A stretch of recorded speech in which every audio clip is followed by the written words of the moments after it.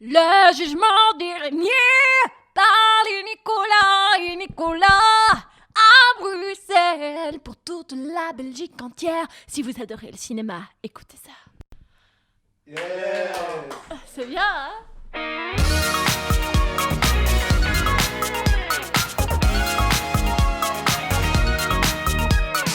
Voilà, bonsoir à tous, bonsoir à toutes, bienvenue dans le jugement dernier, émission spéciale avec Nico.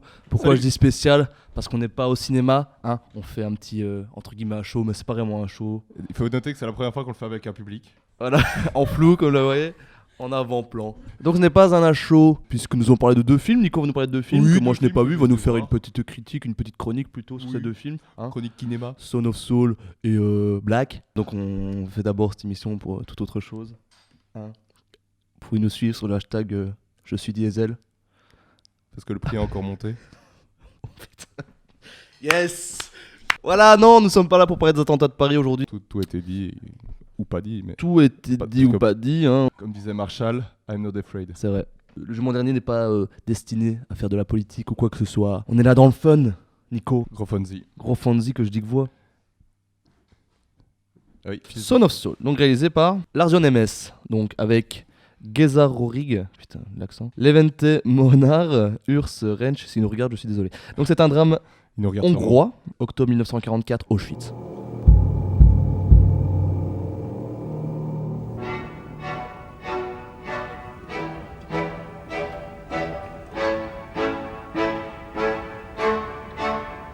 Saul est un membre du Kommanda, ce groupe de prisonniers juifs isolés du reste du camp et forcés d'assister les nazis dans leur plan d'extermination. Tu connais le synopsis par cœur. Selon les faits, en tout cas les faits qui se passent pendant le film, et bon, je vais pas prétendre le savoir. Non, hein, Nico, je vais non. parler avec un grand historien, Paul Van Ancheveld, qui n'est autre que mon papa, Paul, si tu nous regardes. Le film s'inspirait de deux faits qui sont réels et concrets.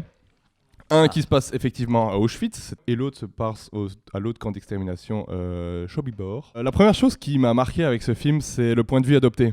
C'est-à-dire que j'ai jamais eu un film aussi immersif en face de moi. C'est hyper dur. Ça nous met mal à l'aise directement. C'est une succession de plans séquences où on suit de dos un personnage. Tout se passe par le son. On voit quasi rien. Le point de vue adopté, donc la focale est très courte. Donc ça veut dire qu'on est net sur lui et tout est flou autour de nous. Donc ça ne nous permet pas de nous identifier à quelque chose et on n'est que dans son point de vue et on vit les choses que par son regard. Ici j'ai un gars qui dit sur Allociné, caméra portée instable, son agressif. Donc c'est ce que tu parles. Et voilà, Mais lui n'a pas aimé ça. le son est évidemment agressif, mais c'est pour nous plonger au cœur de la réalité. Donc c'est voulu. C'est voulu, c'est complètement C'est voulu, carrément c'est voulu. complètement assumé et pour moi ça fonctionne à mort. Après il y a aussi des points négatifs, il y a beaucoup de choses qui sont attendues, le film, On en a personnellement- vu beaucoup des films sur les camps de concentration. On a vu beaucoup et je est-ce trouve que qu'il- celui-là... il change. Oui, il change, évidemment. Et là on commence le film en Mon sachant frère. que le Sonderkommando qui est là, dans 2 jours, et tout le peloton va se faire exécuter pour être remplacé par d'autres. Donc il y a une espèce d'urgence, tout le film qui se fait ressentir. Dans les points négatifs, c'est que l'histoire est quand même fort attendue. Après là, de nouveau, on est d'accord, on n'est pas d'accord, je trouve qu'il y a une scène en trop. Je trouve ça dommage qu'ils finissent par une scène finale qui conclut vraiment l'histoire, qui clôt l'histoire comme elle est, alors que tout le long du film, on a des suppositions, des a priori, on se pose des questions par rapport à ce personnage, par rapport à sa quête, par rapport à ce qu'il fait et ce qu'il veut faire. Voilà. Son of Soul, donc. Son of Soul, un David chef-d'œuvre, Nico. malgré tout. Il Ça faut donne, vraiment... ça donne envie d'aller voir là. Ouais, J'avoue, il faut vraiment aller le voir. Non, parce que bon, il faut dire ce qu'il y a, c'est dur, quoi. C'est ça le cinéma. Hein. Voilà, mais oui, Ouais. donc on va enchaîner directement sur le deuxième film. On parle de Black, film belge. Mavella, 15 ans, est une Black Bronx. C'est un gang de C'est un Bruxelles. gang, j'imagine. Elle tombe éperdument amoureuse du très charismatique Marwan, membre de la bande rivale 1080, qui est la commune de 1080. Et t'as pas un truc genre qui s'appelle Internet ou quoi, où tu pourrais vite vérifier. C'est Molenbeek, donc Voilà. voilà. C'est bien fait ça, c'est quoi Internet?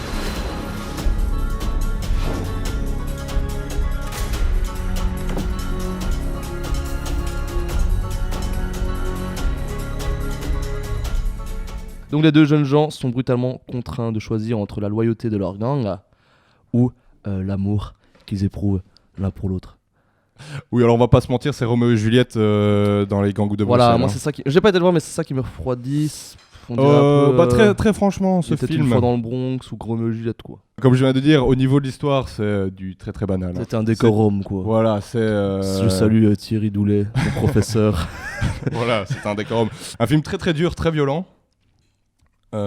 Mais avec certains moments plus détendus et tout ça. Le personnage de Marwan fonctionne très bien, comme une petite frappe à une grande gueule. On s'attache assez fort à lui. Mavella. Il y a des choix qu'elle prend parfois qui sont un peu irréfléchis et tu te demandes un peu d'où ça vient quand tu connais le personnage et comment il est installé. Ça change des Dardenne ou des Bully Lanners.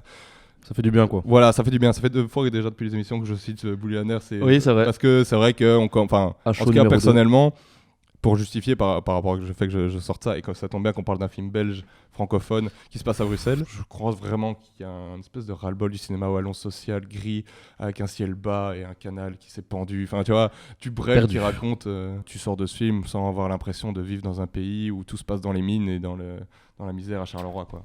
Quand un viol, on n'a pas besoin de gros plans sur des mecs qui se lèchent la bouche et tout ça pour comprendre qu'un viol c'est dur, tu vois ce que je veux dire? Je vois ce que je veux dire. Donc, ouais. Voilà, ce film aussi entre très belles séquences et séquences de too much qui déforcent la narration et déforcent l'histoire. Film à aller voir parce qu'il est belge et parce qu'il est bon, ça reste c'est pas un mauvais film, ça mon film. Ça à aller voir pour ce que c'est et pas pour le film violent dont tout le monde en parle sur les gangs de rue et tout ça. Mais merci Nico pour ces 2 petites chronocritiques. C'est comme ça, on voulait parler ce soir, on voulait parler. On a parlé. Petite annonce. À Show 4 bientôt avec Quentin et Nico qui ont été voir, qui sont allés voir Hunger Game, le dernier Hunger Game. Merci Louise. Merci Louise. Merci madame. On fera un beau petit à chaud avec notre petit Quentin d'amour. Yes. Et le live numéro 2 sur Star Wars. Live, je sais pas encore si ce sera un live, ce sera peut-être une émission. Parce que donnez-nous votre avis sur le live, comment ça se passe. Le premier était pas au top parce que c'était notre premier, mais voir si ça vaut la peine de faire des lives ou alors on enregistre juste l'émission, on la poste.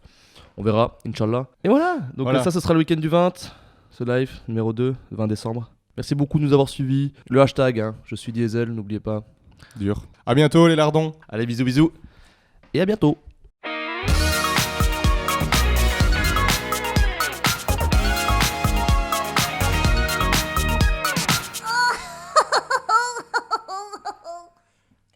C'est bien. Ce sera au montage.